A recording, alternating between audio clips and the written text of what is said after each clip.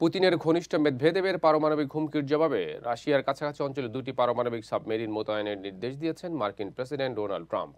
ইউক্রেনে যুদ্ধবিরতি ইস্যুতে ট্রাম্পের দেওয়া আলটিমেটাম উপেক্ষা করায় মেদভেদেবের উস্কানিতেই মার্কিন নিরাপত্তার স্বার্থে এই ব্যবস্থা নেওয়া হয়েছে বলে নিশ্চিত করেছে মার্কিন প্রেসিডেন্ট।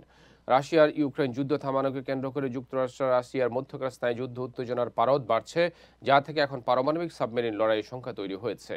ট্রাম্পকে নিয়ে রুশ প্রেসিডেন্ট ভ্লাদিমির পুতিনের অধীনে থাকা দেশটির নিরাপত্তা পরিষদের ডেপুটি চেয়ারম্যান ও সাবেক প্রেসিডেন্ট দিমিত্রি মেদভেদেবের উস্কানিমূলক মন্তব্যেই মূলত থমথমে পরিস্থিতি বিরাজ করছে। এরই মধ্যে রাশিয়ার কাছাকাছি দুটি পারমাণবিক সাবমেরিন মোতায়েনের নির্দেশ দিয়েছেন মার্কিন প্রেসিডেন্ট ডোনাল্ড ট্রাম্প। ইউক্রেনে যুদ্ধবিরতির জন্য ট্রাম্পের দেওয়া শর্ত ও আলটিমেটাম সবকিছু উপেক্ষা করে সম্প্রতি কটাক্ষ করে যাচ্ছেন পুতিনের ঘনিষ্ঠ সহযোগী মেদভেদেব।